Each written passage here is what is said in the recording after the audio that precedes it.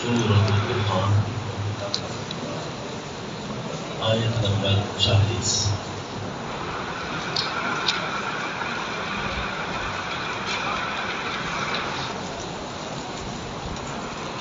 أعوذ بالله من الشيطان الرجيم بسم الله الرحمن الرحيم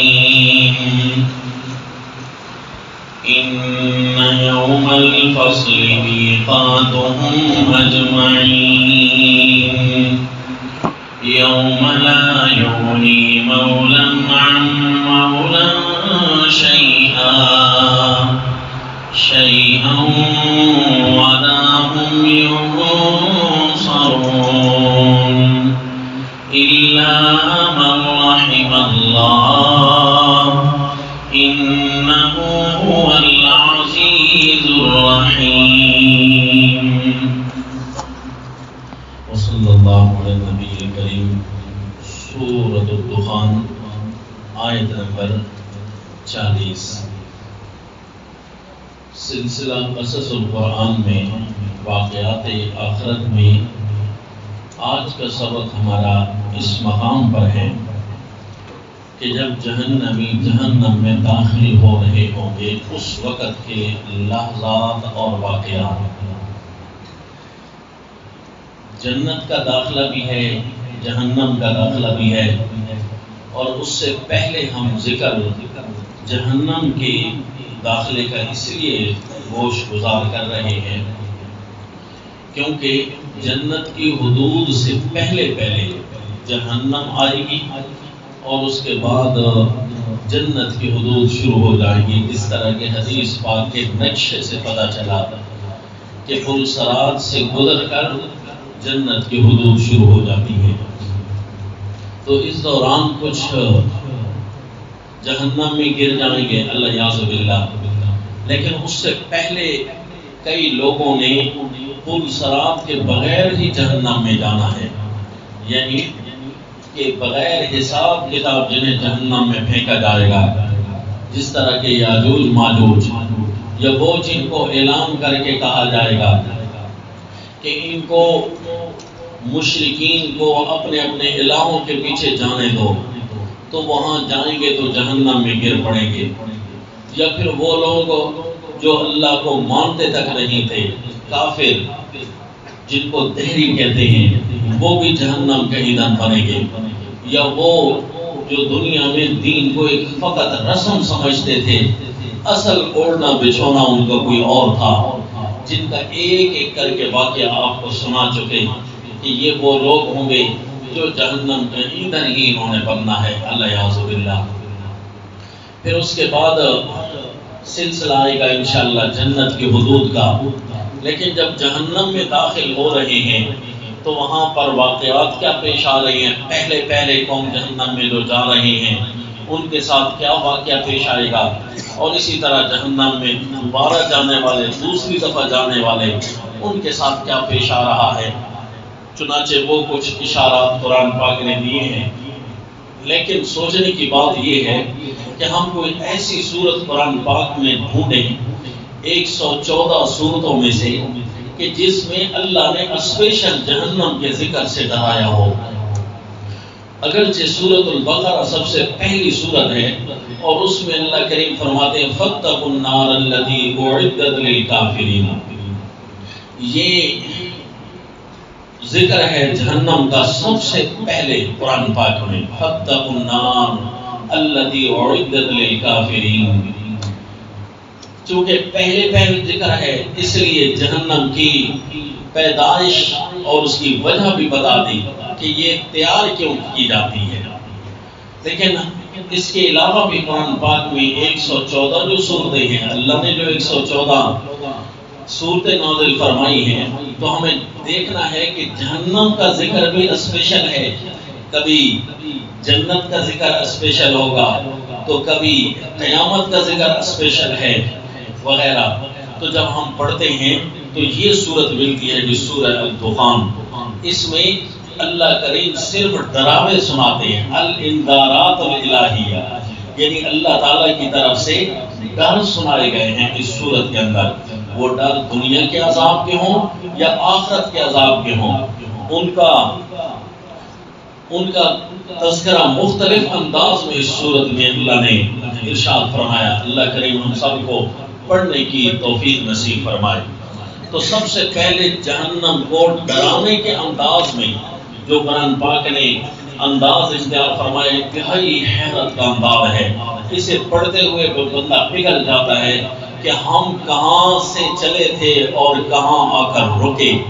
ہم جہاں سے چلے تھے وہیں آ کر رکے، وہیں پر اللہ کریم نے ہمیں سمجھایا۔ وہ کیسے جی؟ کیا آپ دیکھیں گے کہ جب یہ سورہ دخان میں اللہ جہنم کا تذکرہ چھیڑیں گے نا، سب سے پہلے اللہ کریم ڈرانے کے لیے جو عنوان لائے ہیں وہ یہی ہوگا کہ ان شجرۃ الزقوم طعام الاثیم کالمہل یغلی فی البطون کغلی الحمیم خذوہ فاعتلوہ الی سواء الجحیم۔ یہ اللہ نے شجرہ کا ذکر کیا، شجرۃ الزقوم، زقوم کے درخت کا ذکر کیا۔ اب یہ اللہ کریم کسی بھی انداز سے ڈرا سکتے تھے، اللہ کی اپنی مرضی، احکم الحاکمین ذات ہے، لیکن سوچنا اور دیکھنا ہے، ہم نے تدبر کرنا ہے قرآن پاک میں۔ اللہ کی باتوں میں جتنا زیادہ تدبر ہوگا اتنے زیادہ فوائد نصیب ہوں گے۔ اب ذکر کریں، اللہ کریم جہنم کے گرم پانیوں سے پہلے ڈرا سکتے ہیں، جہنم کے پتھروں سے ڈرا سکتے ہیں، جہنم کے طرح طرح کے عذاب سے بھی ڈرا سکتے ہیں، زمہریر سے بھی ڈرا سکتے ہیں، فقط آگ کے کناتوں سے بھی ڈرا سکتے ہیں، آگ کی دیواروں سے بھی ڈرا سکتے ہیں، لیکن اللہ کریم نے یہاں شجرۃ الزقوم کا ذکر پہلے کیا۔ اس کی وجہ کیا ہے؟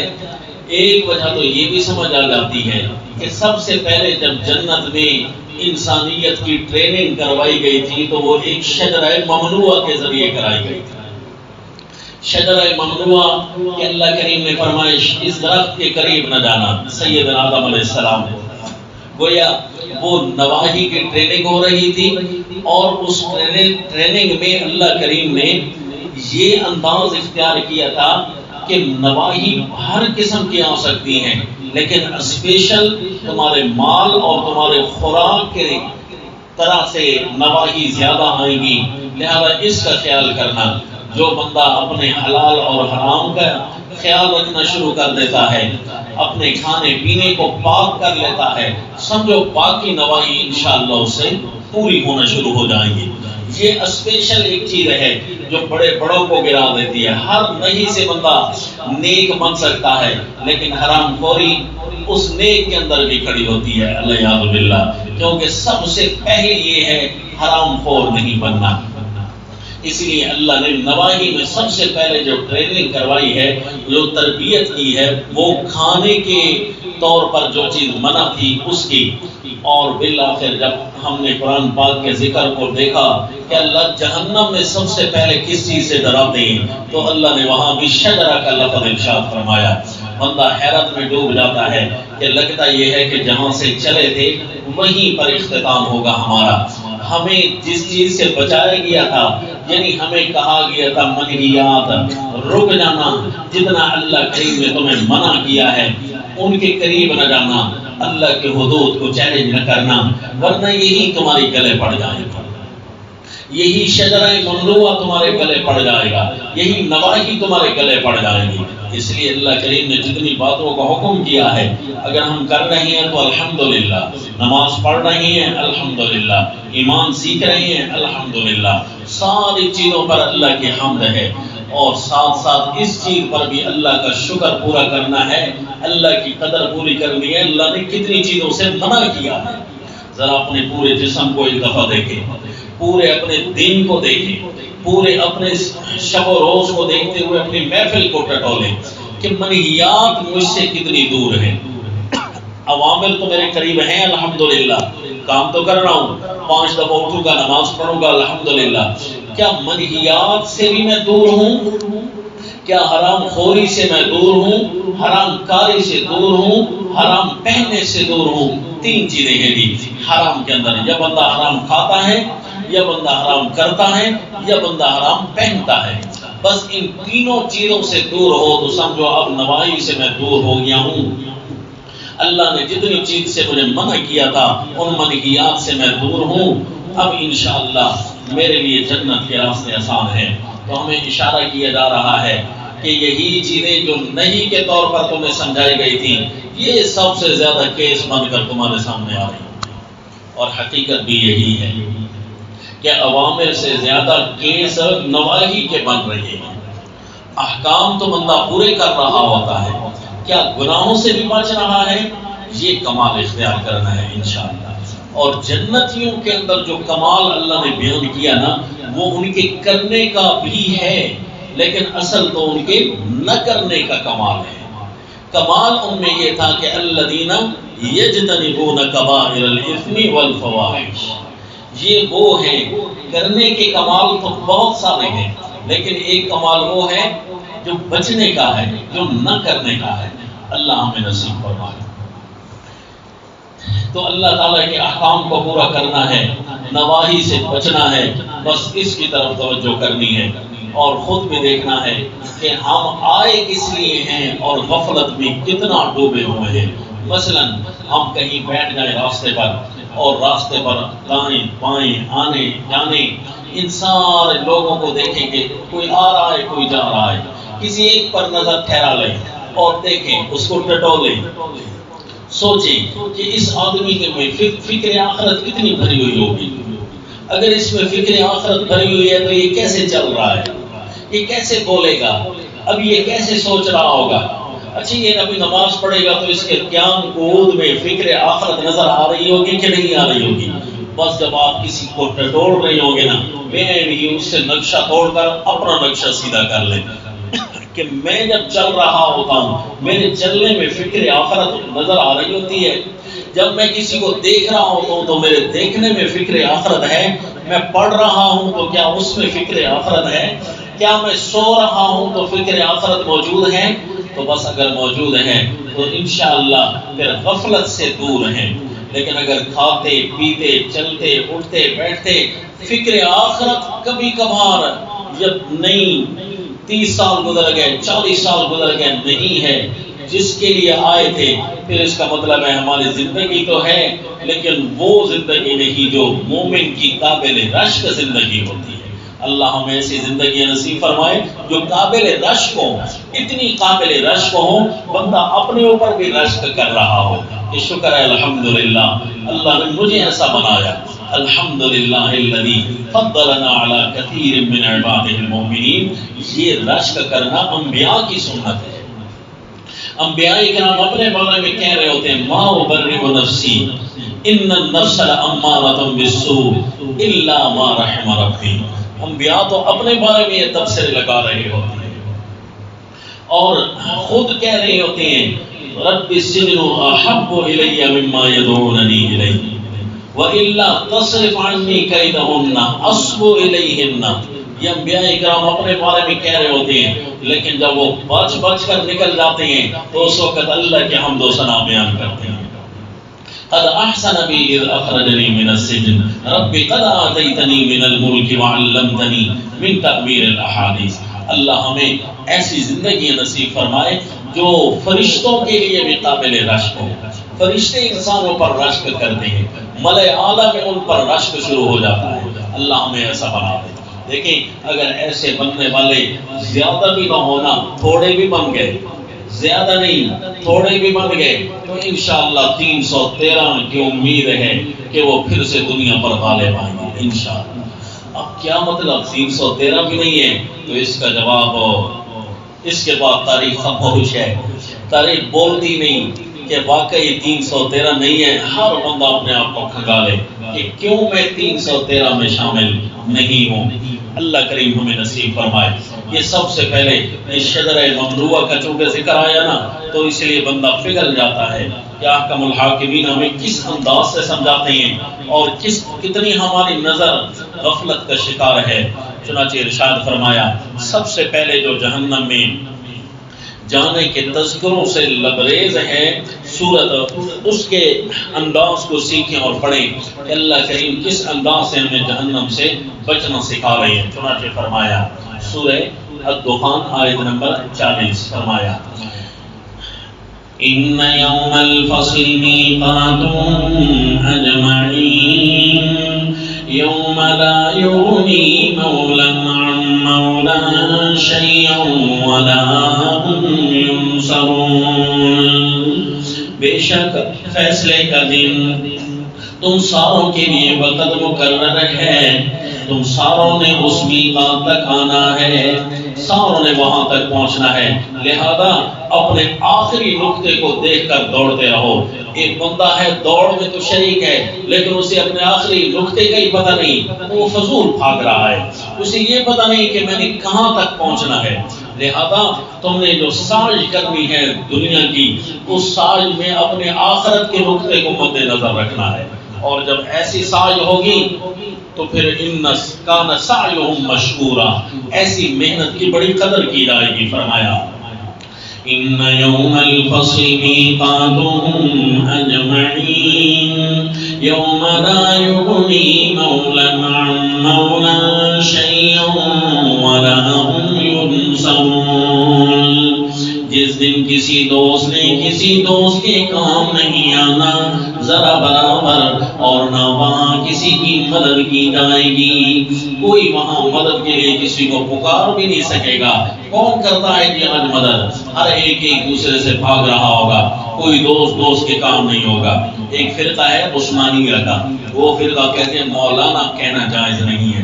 کیوں جی؟ مولا تو اللہ کو کہتے ہیں نا، تو یہ ان کی بات قرآن سے نعوذ باللہ جہالت کی وجہ سے ہے۔ اگر قرآن کو پڑھے نا تو قرآن میں مولا کا لفظ اللہ کے علاوہ دوسروں پر بھی استعمال ہوتا ہے۔ مولا کے تقریباً استقراءً 18 معنی ہیں۔ کتنے جی؟ 18 معنی پائے جاتے ہیں، ان میں سے ایک معنی دوست کا بھی آتا ہے۔ یہ دیکھیں قرآن میں یوم لا یغنی مولا عن مولا شیئا، اسی طرح بہت سارے استعمالات قرآن میں موجود ہیں۔ تو اس کا مطلب ہے مولا کا استعمال اللہ کے علاوہ کسی اور پر موجود ہے، قرآن میں ہے۔ یوم لا یغنی مولا عن مولا شیئا ولا هم ینصرون، اور اسی طرح پھر دوسرا فرقہ آ جائے گا، وہ کہے گا دیکھیں مولا کہنا اللہ کے علاوہ جائز ہے نا، تو پھر کہو نا مولا علی، مولا علی پھر کیوں نہیں کہتے؟ تو مولا علی بھی کہنا پھر جائز ہوگا۔ تو یاد رکھیں مولا علی کہنا کیوں جائز نہیں ہوگا؟ اپنے مولانا کو مولانا کہہ رہے ہوتے کہ نہیں کہہ رہے ہوتے؟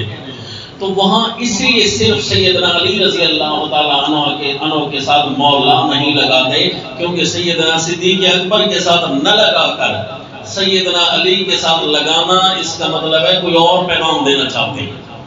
آپ یہ کہنا چاہتے ہیں کہ سیدنا صدیق اکبر دوست نہیں ہے اور سیدنا علی رضی اللہ تعالیٰ عنہ دوست ہیں، تو یہ تو نعوذ باللہ سیدنا علی رضی اللہ تعالیٰ عنہ کے ساتھ بھی دشمنی ہے کہ اس کے دوست کو دوست نہیں سمجھا جا رہا۔ تو ہاں اگر کوئی سارے صحابہ کے ساتھ مولا کا لفظ لگاتا ہے، مولا صدیق اکبر، مولا عمر، مولا عثمان، مولا علی، اگر کوئی یہ کہتا ہے تو پھر سیدنا علی کے ساتھ بھی اگر کہہ رہا ہے تو کوئی فرق نہیں ہے۔ باقیوں کے ساتھ نہ کہنا اور سیدنا علی رضی اللہ تعالیٰ عنہ کے ساتھ کہنا، اس کا مطلب ہے یہ کوئی اور پیغام ہے۔ اسی طرح امام اعظم ابو حنیفہ ہم کہہ لیتے ہیں، امام شافعی، امام مالک، امام احمد بن حنبل کہہ لیتے ہیں، اور امام حسین یہ کیوں نہیں کہتے؟ تو ہم کہتے ہیں امام حسین بھی کہیں گے، امام علی بھی کہیں گے، امام صدیق اکبر بھی کہیں گے، امام علی بھی کہیں گے، امام عمر، سارے صحابہ کے ساتھ امام لگائیں گے۔ سارے صحابہ کے ساتھ نہ لگانا اور پھر مخصوص صحابہ کے ساتھ لگا دینا، اس کا مطلب ہے کوئی اور پیغام دینا چاہتے ہیں کہ یہ وہ امام ہے جو اللہ کا درجہ دینا ہے کسی امام کو، کہ امام کی شرطوں میں سے ہے کہ عالم الغیب ہو، نعوذ باللہ۔ تو یہ الوہیت کے معنی میں جب لیا جاتا ہے نا باقی صحابہ سے توڑ کر، تو اس کا مطلب یہ ہے کہ پھر آپ کا مطلب کوئی یہاں اور ہوتا ہے، 12 اماموں والا مطلب ہوتا ہے۔ تو اس لیے جی مولا کے لفظ کا اطلاق ہو یا عدمی اطلاق ہو، دونوں میں فرقہ پرستی نہیں ہونی چاہیے، نہ بولنا بھی غلط اور بولنا بھی غلط، کیونکہ دونوں میں نیت خراب ہے تو بات ٹھیک نہیں ہوگی۔ بولنے میں بھی نیت اچھی ہو، نہ بولنے میں بھی نیت اچھی ہو تو پھر ٹھیک ہے۔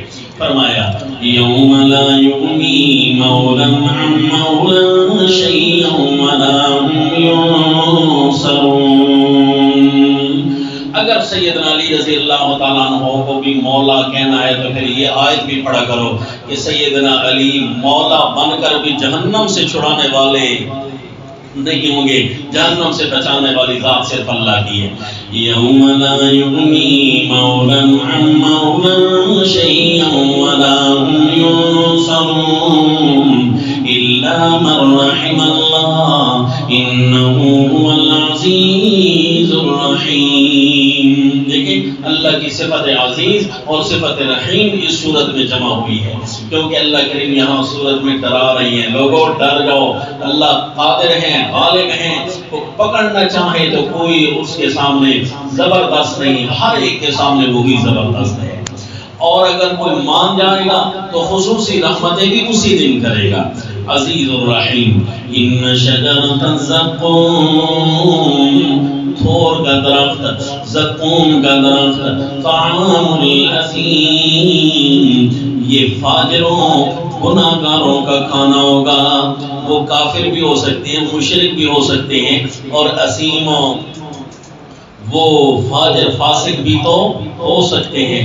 یہ آیت اس کا مطلب ہے ان اپنے افراد کے مطابق ان کو بھی شامل ہے جو مومن ہو کر جہنم کے ایندھن بن سکتے ہیں، اللہ یعوذ باللہ، کیونکہ تعامل اسیم لفظ موجود ہے، اور اسی لیے بھی راقی میں اسیم اپنے آپ کو نہیں لکھنا چاہیے، کیونکہ یہ تو جہنمی کی صفت ہے۔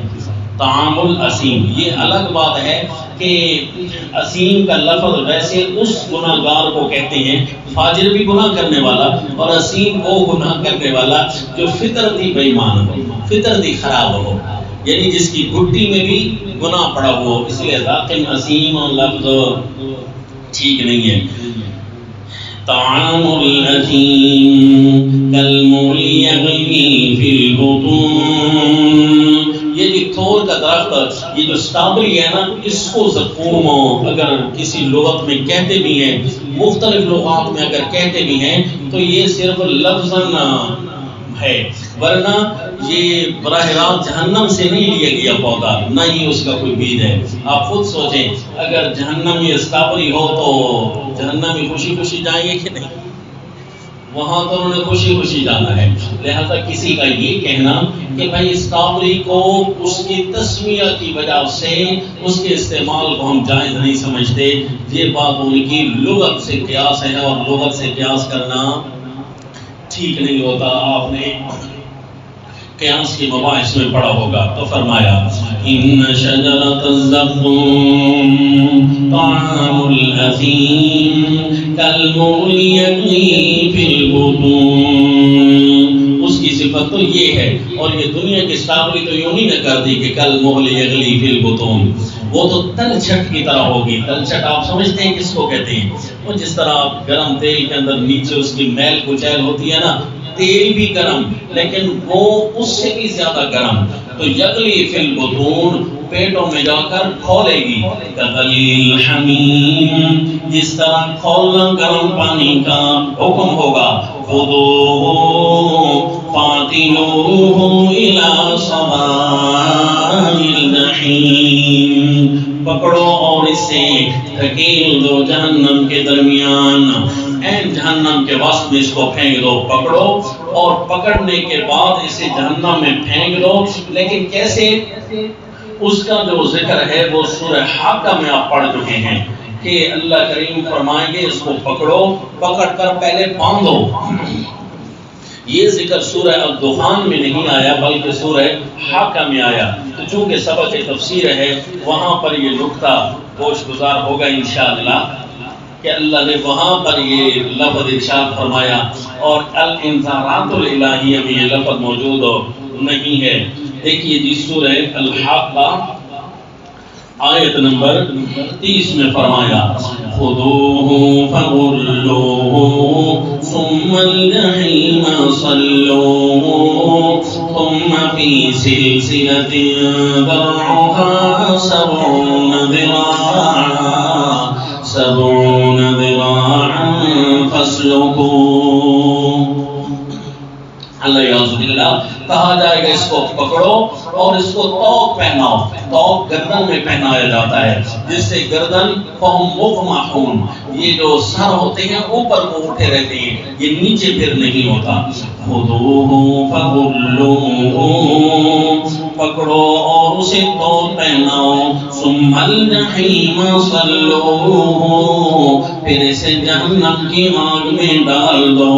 ثم فی سلسلۃ ذرعها 70 ذراعا فاسلکوہ.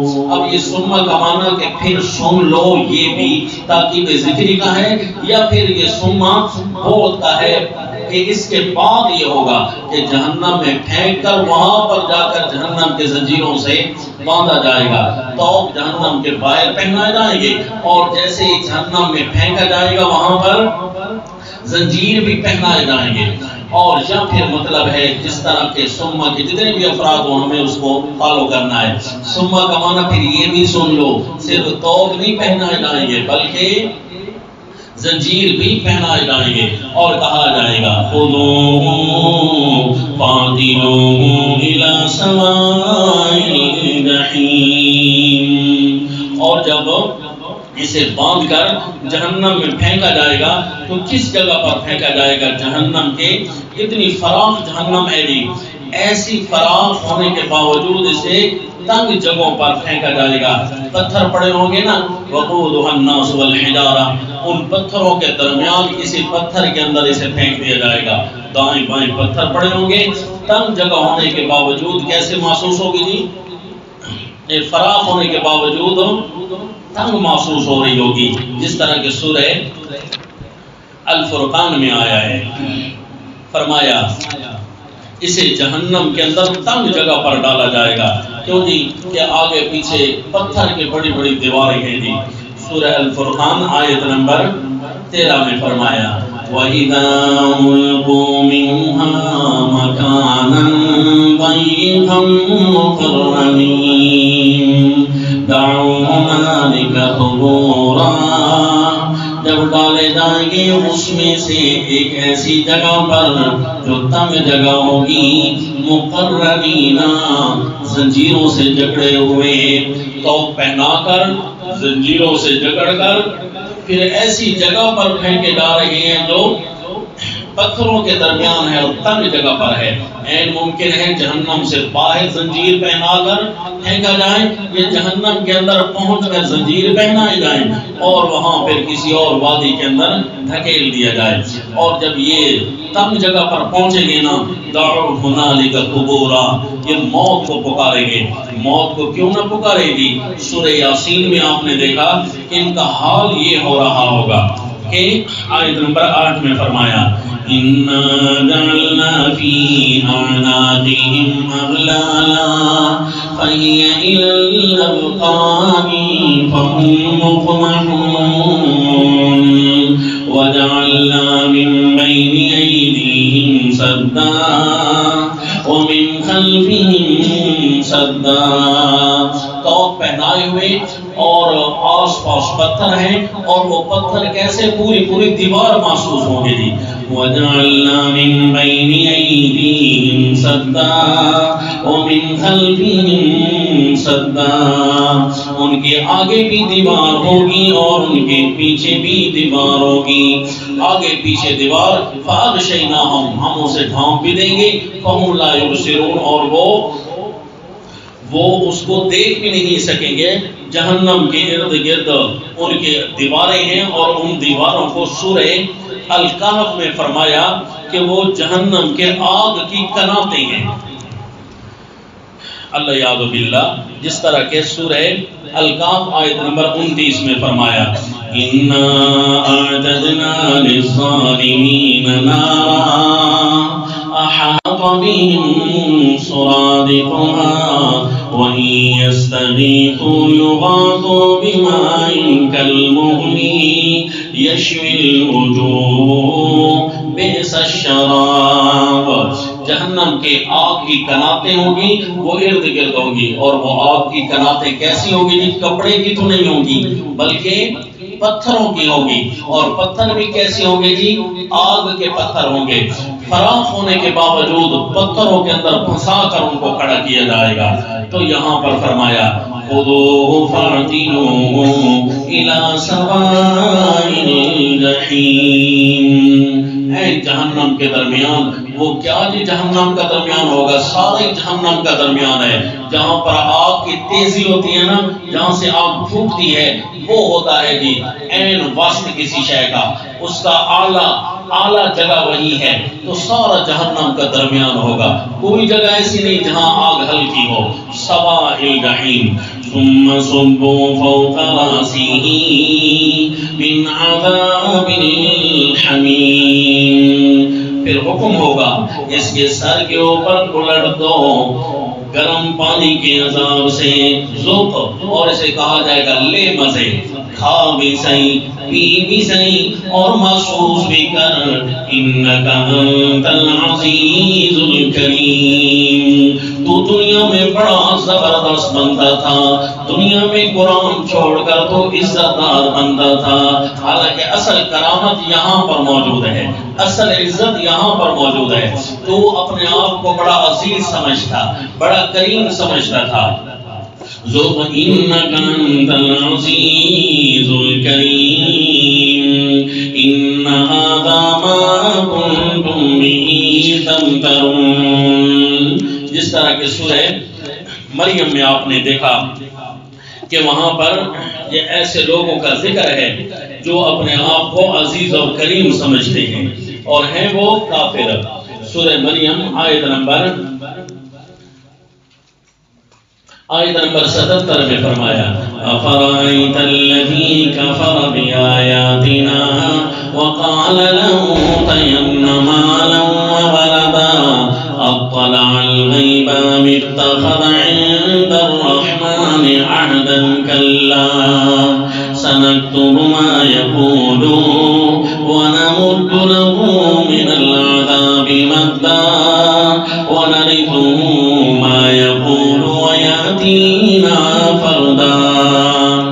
یہ اپنے آپ کو بڑا عزت دار سمجھتا تھا دنیا میں، ہم اس کے لیے عذاب بڑا لمبا کر کے رکھیں گے۔ اور اسی طرح اس سے پچھلی آیت میں آیت نمبر 73 میں بھی فرمایا وَإِذَا تُتْلَى عَلَيْهِمْ آيَاتُنَا بَيِّنَاتٍ قَالَ الَّذِينَ كَفَرُوا لِلَّذِينَ آمَنُوا أَيُّ الْفَرِيقَيْنِ خَيْرٌ مَقَامًا وَأَحْسَنُ نَدِيًّا۔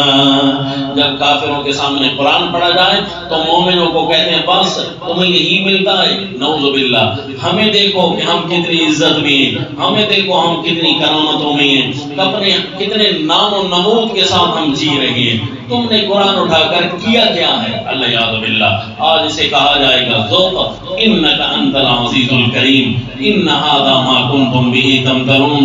ان المتقین، وہ جو بچ کر رہتے تھے نا شجرہ ممنوعہ سے، وہ جو نواہی سے بچ کر رہتے تھے، فی مقام امین، وہ آج پرامن مقام پر موجود ہیں۔ تو جہنم کے داخلے کا جو ذکر قرآن میں آیا اللہ تعالیٰ کی طرف سے اسپیشل، وہ اس صورت میں ملتا ہے سورہ الدخان میں۔ اس کے بعد جہنم کے واقعات جاری ہیں۔ اللہ کریم ہمیں جہنم کی آفت سے محفوظ رکھے۔ وما علینا الا البلاغ۔